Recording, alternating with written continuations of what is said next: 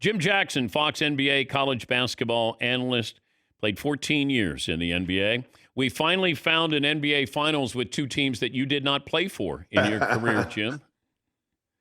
You know, here's the thing about it, though, Dan. All those teams continue to allow me to cash those checks, so that was all right. End of the day. End of the day. What do you do with Chet Holmgren? I don't want to overreact here. You are. Why? Because I think, here's the thing. Is it a Chet problem or is it a Chet problem when they play against Wemby? Now, I know last year in the finals he struggled a little bit. He was injured. He had to come back and he struggled a little bit. Okay. But if you look at Chet throughout the course of the year, and Shea said this, is that, without Chet, they don't win a championship. Without Chet, they're not in a situation to compete. So what happens is in this particular series against Wemby, he doesn't look like Chet Holmgren. So now it's, well, what do we do with him?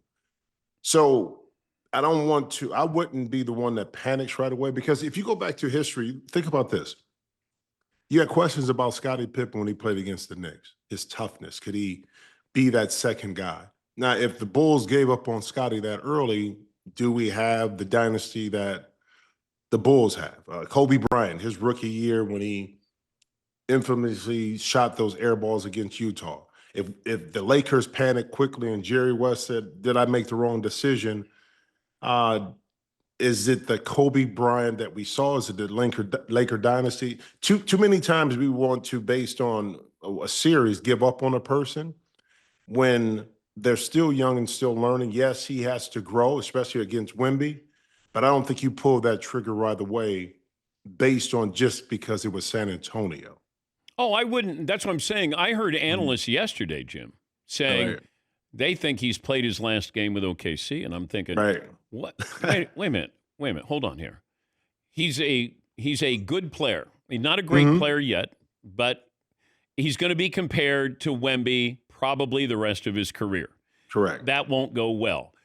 But I can't have somebody who doesn't take a shot in the second half of the most important game of the season. So mentally is what I got to figure out. Does he want to be great? Does he want the heat against San Antonio? Yeah. Because here's the thing. Because and I get what you're saying too. Because with Kobe, at least Kobe wasn't afraid to take the shots.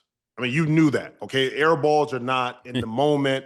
It may not have went through the nets, but his mentality was, I feel I can make it. Yeah. The thing about Chet against San Antonio is the lack of aggression. Okay, if you miss shots, you miss shots. It's going to happen. But his body language, lack of aggressiveness, lack of attacking, lack of doing anything else. It's different. Okay, miss some shots. Rebound, block shots, assists, play make. All these other things that he could have helped his team to maybe win a game, his stat line didn't indicate that. And I think that's where the issue is with a lot of people too, is that, okay, yeah, you didn't shoot well, but man, you didn't do anything else either. So I hope that internally they've had enough information, downloaded enough information on Chet to understand what his value is, and they don't panic. Now, is it a situation where you can get Giannis? Well, if you can get Giannis, and this is a short-term fix in the next 3 to 4 years, that you got a chance to compete against, San Antonio, who you're going to have to go through now. What does that look like? Because you have young players and you have draft assets that can make it make sense, okay? And that's something internally that they have to look at. Feels like both of these teams in the finals are underdogs. From what perspective? Well, historically with the Knicks and San Antonio with just youth. Yeah. But they do feel under. I know San Antonio's a slight favorite, but you don't get that sense that they're kind of underdoggy? I think it's question marks. You know what I mean? Because the status quo is like, okay, well, a young team shouldn't be able to make it this far. A young team, you have to go through the process, which history says that's what teams do. Boston had to do it when they lost in the Eastern Conference Finals a couple of times. The Lakers had to do it. The Bulls had to do it. Detroit had, whatever it is. But in today's world, with the way the game is and the youth in the game, this team was put together and they were able to gel together. A young coach with Miss Johnson, they all grew and they figured things out collectively. And they beat the top dog. So there still are going to be some questions. With New York, it's, New York is good, but can Cat continue to play and be facilitator? Can Jalen, with the ball in his hands, be able to make plays? Can Josh Hart? It's all these things. But the beauty of it is both teams got here in their own unique way. New York played their best basketball at the end of the year, Dan. I mean, unbelievable. Role players understood who they were. And then with San Antonio, everybody just bought in. Defensively, offensively, no egos. That's the beauty about this series, because there are still some little unknowns. Like OKC, you know who they are. Golden State, you knew who they were. These two teams, I think, are still evolving, even though New York is still an older, more mature team. They still got some questions to answer. When did we go from ball hog to ball dominant? Like, remember, this was a bad thing. Isaiah was with us a couple of weeks ago, and he said, yeah, we were a ball hog if, wasn't ball dominant. Mm-hmm. But I don't know, like, was Iverson a ball hog but was ball dominant and great at it? Like, I don't know when we went from that, man, pass the ball, to, hey, he needs it so he can get his shots. Well, corresponded with analytics, because analytics is going to tell you somebody's usage rate. And now once we start breaking that number down, a high usage rate, now again, that takes in a lot of factors, but a James Harden, a Russell Westbrook, a Luka Doncic, a Jalen Brunson, because they have the ball in their hands a lot more, and those analytics are going to look different. And they're going to use those numbers to make a point about a person, or to make another point about a person that they're too ball dominant. And that's a great question, too, because throughout the game in history, there have been guys that dominated the ball a little bit more, but it wasn't looked I don't know if it was looked at it the same way it is in today's game, because there are a little bit more isolations, in some situation. And a player like a Jalen Brunson, who does dominate the ball, but still make plays, still make shots, big time. So it's a confluence. Now, here's the thing. Jalen Brunson dominates, but yet if you're Mike Brown, if you're Thibodeau, man, I got to have the ball in my best player's hand. And the way their team is built, who else, now that Cat is doing his thing, but before, is going to facilitate? Who else at the end of the shot clock is really going to go get their shot? So it's a catch-22, depending on how your team is made up. We're talking to Jim Jackson, Fox Sports. How do you explain what Brunson does in a tiny space? That ability to, his handle is not outside his body. It's kind of tight spaces. But to find those spaces, not be afraid of those spaces, and kind of get you leaning one way or another. Can you teach that?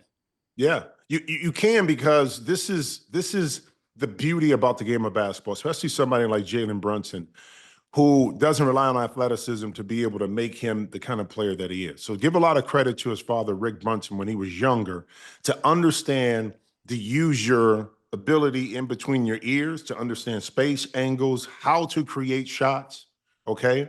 So you take the number one player in high school, point guard-wise. He could have went anywhere, Dan, but he chose to go to Villanova. Ryan Arcidiacono was the starting point guard at that time. Jalen Brunson could have started for 800 other schools, but he chose to go there. Why? Because the teaching, the fundamentals, understanding how to play the game the right way was very important. It was valuable. So now you get to Villanova, you learn how to play off of 2 feet in between small, tiny spaces. So take his already high IQ, combine that with what Jay Wright was doing in that system there at Villanova, and now you have the National Player of the Year, a 2-time champion. Even though he went in the second round in the draft, people still question whether he could do it. And now you have more space to play within the NBA, but yet and still the skill set has continued to develop. That's why Jalen Brunson is so potent as a player, because he doesn't rely on athleticism, but he can get to a spot, use his body, create space, and excellent footwork. But the NBA is littered with guys who don't look like they can be all-time greats. Joker did not look like it. Giannis when he got here. Dirk was labeled soft. Steve Nash too small. SGA. I mean, that's the beauty of basketball. Yes. He doesn't look like he could score 40. Like even Luka, when you watch Luka, you're like, okay. And then all of a sudden you look up and he's got 35. I find that fascinating that these guys have that something different in their DNA that allows them to be better because they've figured it out. It's not, and those guys I mentioned, they're not relying on athleticism at all. Like crazy athletic. I mean, they have it, but you're just somehow, some way, you've figured out Rubik's Cube here. And I think that's what's fascinating with Brunson. But the history of the game, too, think about it. Larry Bird, same way. Or Jack Sikman, same way. Because the guys and the players they had to play against were a little bit more athletically gifted. But what they were able to do, Kevin McHale, okay, it was footwork. It was understanding angles. It was, okay, where do I receive the ball? Can I get to my space? These things were drilled over and over and over again, okay, to utilize who they have around them, but also to understand this is how I'm going to make my money. Is this skill set that I have developed based on who I am as a player, not anybody else. And that's the beauty about the game, because the game can be played in a lot of different ways. And I think a lot of times we, in today's world, harp on athleticism. Well, at some point, athleticism is great because it's athletes across the board in every sport. But the ones that understand how to make that connection up here, that's why I think Michael Jordan was a phenomenal player, because he took the athleticism with the skill set, the mindset of how to play the game. That's what made him unstoppable, okay? And the same thing you talked about with, I think, Jalen and SGA and Luka, Jokic, unbelievable. I mean, unbelievable players because they play the game between their ears. How does the finals play out?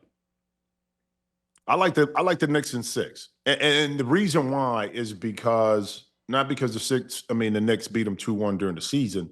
It's a matchup thing. Now, listen, OKC has already dealt with guarding Anthony Edwards, already dealt with SGA.